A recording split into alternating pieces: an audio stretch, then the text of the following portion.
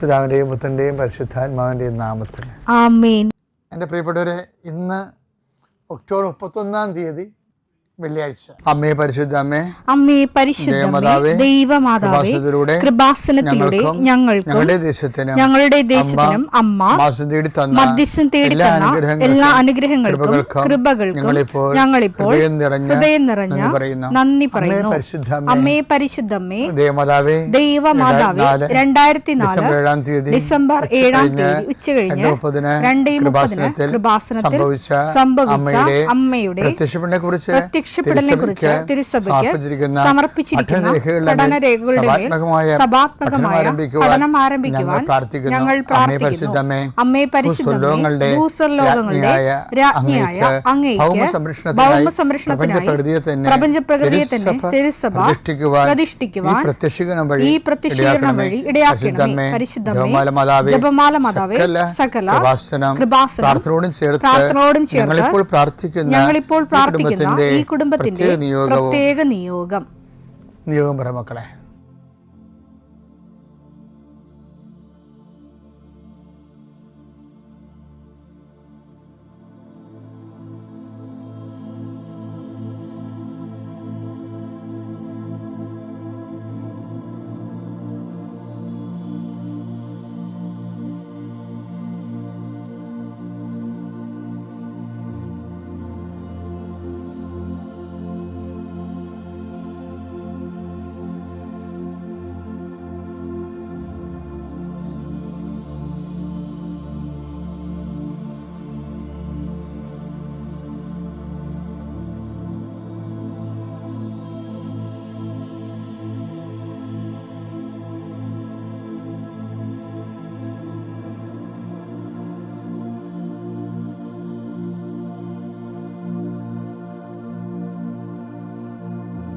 അമ്മയുടെ പ്രത്യക്ഷീകരണത്തിന്റെ ഈ അനുഗ്രഹവേളയിൽ ഞങ്ങൾക്ക് സാധിച്ചു തരുവാൻ കനിയണമേ.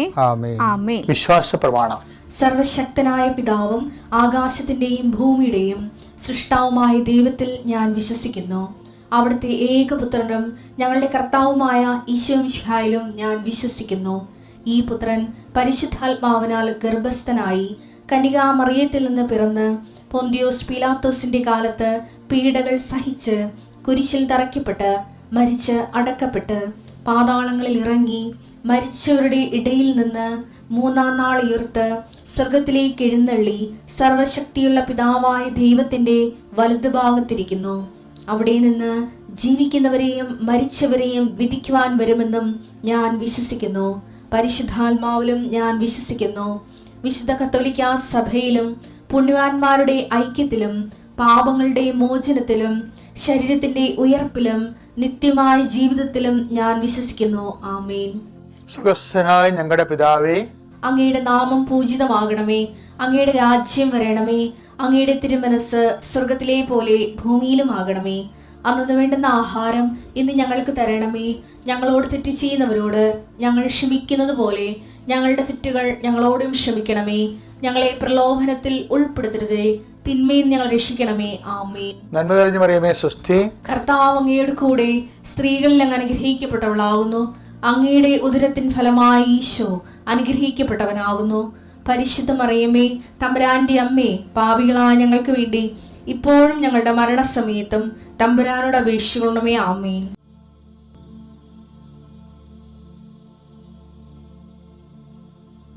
പിതാവിൻ്റെയും പുത്രൻ്റെയും പരിശുദ്ധാത്മാവിൻ്റെയും നാമത്തിൽ.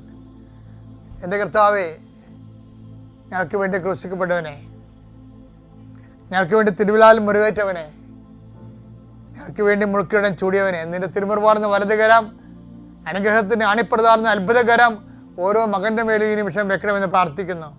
ദൈവത്തിലെ നീ എവിടെയായിരിക്കുന്നു അവിടെ നിനക്ക് അനുഗ്രഹം ആവശ്യമുള്ള ഇടത്ത് വസ്തുക്കൾ നിന്റെ കയ്യിലുണ്ടെങ്കിൽ അതിപ്പോൾ എടുക്കാവുന്നതാണ്.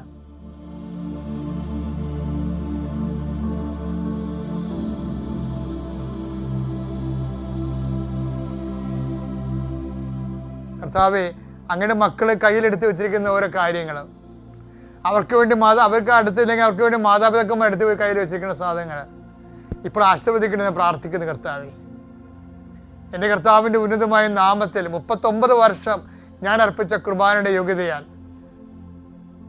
കൃപാസ്ഥാനത്താര ജീവനോടെ പ്രത്യക്ഷപ്പെട്ട പരിശുദ്ധ അമ്മയുടെ മാധ്യസ്ഥത്തിലെ ഞാൻ നിങ്ങളുടെ ഉപകരണങ്ങളെ ആശീർവദിക്കുന്നു.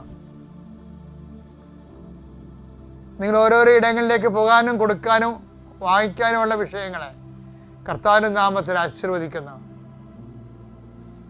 കർത്താവ്, ഞാൻ നിനക്ക് മുമ്പ് എൻ്റെ ദൂതനേക്ക് നളിച്ചത് കർത്താവിൻ്റെ ദൂതൻ നിനക്ക് മുമ്പേ പോവുകയും നിന്റെ വഴികളെ ക്രമീകരിക്കുകയും ചെയ്യട്ടെ. എന്തോ ഒരു വലിയ അടയാളങ്ങളാണ് നീ പകൽ പോലെ വെളിച്ചത്തിൽ കാണിച്ചുകൊണ്ടിരിക്കുന്നത്. അങ്ങയുടെ മക്കളെ അങ്ങ് മറന്നിട്ടില്ല. അങ്ങയുടെ ജനത്തെ അങ്ങ് സന്ദർശിക്കുന്ന കണ്ണുനീരോടെ, ആനന്ദ കണ്ണീരോടെ ഞങ്ങൾ കാണുന്ന ഈശോയെ, ഞങ്ങൾക്ക് അങ്ങയ്ക്ക് വേണ്ടി സാക്ഷ്യം ചെയ്ത് ജീവിക്കണം. അങ്ങയുടെ വചനം കൈമാറി ജീവിക്കണം. അങ്ങയുടെ വിശ്വാസം കൈമാറി ജീവിക്കണം. കർത്താവേ, അങ്ങയുടെ മക്കൾക്ക് അടയാളം നൽകണമേ. ജീവിതത്തിൻ്റെ തകർന്ന നിമിഷങ്ങളിൽ പെട്ടിരിക്കുന്ന എല്ലാവരും, സമാധാനം ഇല്ലാത്തവർ, ഡൈവേഴ്സിന് കേസ് കൊടുത്തിരിക്കുന്നവർ, അത് ഒത്തുതീർക്കാൻ ആഗ്രഹിക്കുന്നവർ, കർത്താവ് അവരുടെ രേഖകൾ അങ്ങ് പരിശോധിക്കണമേ. കർത്താവ്, ജഡ്ജ്മെൻറ്റ് വീണ്ടും നീതിക്ക് വേണ്ടി പോരാടാൻ പോകുന്നവർ ആ ജഡ്ജ്മെൻറ്റ് സമർപ്പിച്ച് പ്രാർത്ഥിക്കുന്നു. ഞങ്ങളുടെ ഭാരങ്ങൾ ഏറ്റെടുക്കുന്ന കർത്താവെ, ഈ ഭാരച്ചീട്ടുകളിലെല്ലാം നിൻ്റെ പ്രസാദം തളിക്കണമേ. അധ്വാനിക്കുന്നതിനും ഭാരം വഹിക്കുന്നതിനിടയ്ക്ക് വരിക. ഞാൻ നിങ്ങൾ ആശ്വസിക്കാൻ നളിച്ചതവനെ, ഇതെല്ലാം ആശ്വാസമായി മാറണമേ. പരിശുദ്ധമേ ദൈവമാതാവേ, ദുരന്തമുണ്ടാകാൻ വേണ്ടി പ്രാർത്ഥിക്കുന്ന നല്ല ചെയ്ത അമ്മ, ദുരന്തത്തിന് പോലും പ്രതിവിധി നിശ്ചയിച്ച അമ്മ, ഞങ്ങൾക്ക് വേണ്ടി നിമിഷം മധ്യസ്ഥം വഹിക്കുന്നു. എൻ്റെ കർത്താവിനുമായ നാമത്തിൽ സഭയുടെ അധികാരത്തിൻ്റെ രേഖകളെ, ഡോക്യുമെൻറ്റുകളെ ഈശോ നാമത്തിൽ ആശീർവദിക്കുന്നു. വിടുതൽ നൽകുന്നു. Lord, in peace, spirit of power and grace.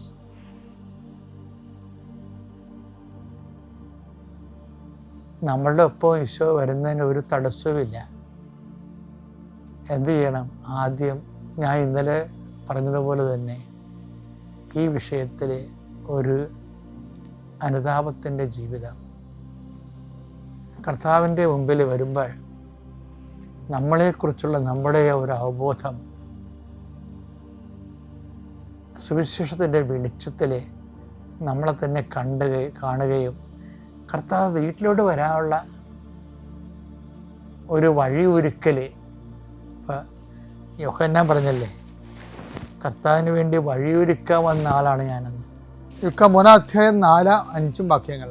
കർത്താവിന്റെ വഴിയൊരുക്കുവിൻ, കർത്താവിന്റെ വഴി ഒരുക്കുവിൻ, അവന്റെ പാത നേരെയാക്കുവിൻ, അവന്റെ പാത നേരെയാക്കി. താഴ്വരകൾ നികത്തപ്പെടും, താഴ്വര നികത്തപ്പെടും, കുന്നും മലയും നിരത്തപ്പെടും, കുന്നും മലയും നിരത്തപ്പെടും, വളഞ്ഞ വഴികൾ നേരെയാക്കപ്പെടും, പരുവരുത്തവ മൃദുവാക്കപ്പെടും. ഈ സാധനം എല്ലാം ശതാധിപന്റെ കൺട്രീഷനിലുണ്ട്. നിങ്ങളൊന്നും നോക്കിയാൽ മതി.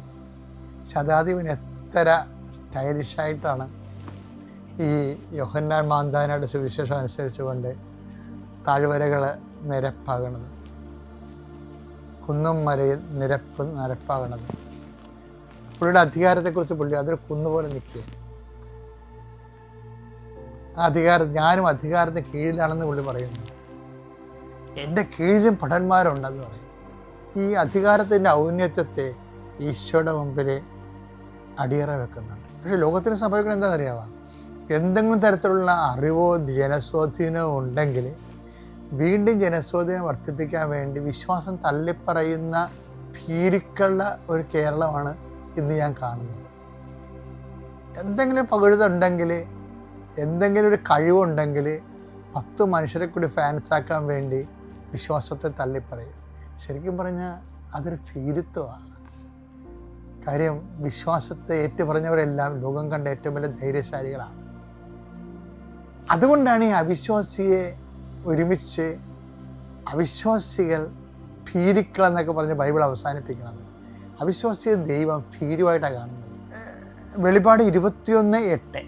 എന്നാൽ ഭീരുക്കൾ, അവിശ്വാസികൾ, നോക്കിയേ, ഭീരുക്കൾ കഴിഞ്ഞിട്ട് പിന്നെ വരണ ആരാണ്? അവിശ്വാസികളാണ്. അപ്പൊ വിശ്വാസികൾ ആരാണ്? വിശ്വാസികൾ ഭീരുക്കളല്ല. ലോകങ്ങളുടെ ഏറ്റവും വലിയ ധൈര്യശാലികൾ ആരായിരുന്നു? വിശ്വാസികളെ. അപ്പോഴേ ഈ വിശ്വാസത്തെ ഏറ്റുപറയാൻ മറ്റു മനുഷ്യർ എന്ത് വിചാരിക്കും? ഇപ്പം ചില ആൾക്കാർ തന്നെയാണല്ല, ഷെയർ ചെയ്യത്തില്ല. അവർക്ക് അവർ പറഞ്ഞ സാക്ഷ്യമാണെങ്കിൽ പോലും അവർ ഷെയർ ചെയ്യത്തില്ല. എന്തുകൊണ്ടാണ് ഷെയർ ചെയ്യാത്തത്? എൻ്റെ കൂട്ടിലുള്ള ഗ്രൂപ്പിലുള്ളവർ എന്നെക്കുറിച്ച് എന്ത് ധരിക്കും? ഞാനൊരു ആത്മീയ ജീവിയാണെന്ന് ധരിച്ചാൽ എന്നെ അവർ അണ്ടർ എസ്റ്റിമേറ്റ് ചെയ്യുമോ, എനിക്ക് രണ്ടാം പൗരത്വമാക്കി കളയാമോ എന്ന് വിചാരിച്ചുകൊണ്ട് ലോകത്തിൻ്റെ പൗരത്വത്തിന് വേണ്ടി ദൈവത്തെയും വിശ്വാസത്തെയും നിഷേധിക്കുന്നവരെ ബൈബിൾ വിളിക്കുന്ന പേരാണ് ഫീരുക്കൾ. ഫീരുക്കൾ ഒരിക്കലും ഉടമ്പടി എടുക്കരുത്. ഈ ഫീരുക്കളെ ധൈര്യശാലികളാക്കുന്നതാണ് ഇപ്പോൾ അശ്വതി എന്നും പറഞ്ഞൊരു മോളുടെ സാക്ഷ്യം ഈ ദിവസങ്ങളിൽ ഭയങ്കര വൈറലായി. അശ്വതി എന്താ ചെയ്യണത്? അശ്വതി ഇവിടുന്ന് ഇംഗ്ലണ്ടിൽ ചെന്നിട്ട് കൃപാസനം പത്രം പ്രൊട്ടസ്റ്റന്റ് സഭയിലുള്ള ആൾക്കാർക്ക് അവിടെ പോയിരുന്ന് വായിച്ച് കേൾപ്പിച്ചു കൊടുക്കും. അവരെ സ്നേഹത്തോടെ അവരോട് സംസാരിച്ച് പരിശുദ്ധ കൃപാസന അമ്മയെക്കുറിച്ച് അവർ ധൈര്യത്തോടെ അവർക്ക് വായിച്ച് കേൾപ്പിച്ചു കൊടുക്കും. അപ്പോൾ അങ്ങനെ കേൾപ്പിച്ച് വന്നപ്പോൾ അവരിൽ വിശ്വാസമുണ്ടായി. അശ്വതിക്ക് വീണ്ടും വിസ അവിടെ കിട്ടാൻ സാധ്യതയില്ലായിരുന്നു, പുതുക്കാൻ സാധ്യതയില്ലായിരുന്നു. പക്ഷേ ഹസ്ബൻഡിനും കുഞ്ഞുങ്ങൾക്കും ഒക്കെ വീണ്ടും പുതുക്കി കിട്ടിയപ്പോൾ അവർ തന്നെ പറഞ്ഞു, അശ്വതി ഇത് നിൻ്റെ മമ്മയുടെ ഗ്രേറ്റ്നെസ് ആണെന്ന്, നീ വിശ്വസിക്കുന്ന കൃപാസനം മമ്മയുടെ ഗ്രേറ്റ്നെസ് ആണെന്ന് അവർ പറഞ്ഞു. അതെന്താ കാര്യം? അത് അവർ ഈ അശ്വതി എടുത്ത ധൈര്യമാണ്. നമ്മൾ ധൈര്യം ഒരു പ്രധാനപ്പെട്ട വിഷയമാണ്. ധൈര്യം ഈ ഉടമ്പടി ജീവിതത്തിൽ കുറേ ധൈര്യത്തിൻ്റെ എക്സസൈസുകളുണ്ട്. വെളിപാട് 21:8 ഭീരുക്കൾ, അവിശ്വാസികൾ, ദുർമാർഗികൾ, പിന്നെ അടുത്ത ആൾക്കാർ ദുർമാർഗികൾ, കൊലപാതകികൾ, വ്യഭിചാരികൾ, മന്ത്രവാദികൾ, വിഗ്രഹാരാധകർ, കാപട്യക്കാർ എന്നിവരുടെ ഓഹരി തീയും ഗന്ധകവും എരിയുന്ന തടാകവുമായിരിക്കും. ഇതാണ് രണ്ടാമത്തെ മരണം. നിത്യമരണത്തിന് അസൈൻ ചെയ്തിരിക്കുന്ന ആൾക്കാരുടെ ഒന്നാമത്തെ സ്വഭാവമാണ് ഭീരുത്വം. അതുകൊണ്ട് തന്നെ ഉടമ്പടിയിൽ ഭീരുത്വം വെടിഞ്ഞ് ദൈവകൃപയിൽ നിലനിൽക്കാൻ ഒരു ആത്മീയ മുന്നേറ്റം നടത്തിയ അതിന് വേണ്ടി മാത്രം കൃപാസനത്തിൻ്റെ ആയിരക്കണക്കിന് സാക്ഷ്യങ്ങൾ നമ്മളെ പ്രേരിപ്പിക്കുന്നുണ്ട്. അത്യപൂർവ ദൈവാനുഭവങ്ങൾ ഇനി നിങ്ങൾക്കും സ്വന്തം. ഈ യൂട്യൂബ് ചാനൽ ഇതുവരെ സബ്സ്ക്രൈബ് ചെയ്തിട്ടില്ലെങ്കിൽ ഇപ്പോൾ തന്നെ സബ്സ്ക്രൈബ് ചെയ്യുക. ഈ വീഡിയോ ഇപ്പോൾ തന്നെ നിങ്ങളുടെ സുഹൃത്തുക്കൾക്ക് ഷെയർ ചെയ്തുകൊണ്ട് കർത്താവിൻ്റെ പ്രേക്ഷിതരാകുക.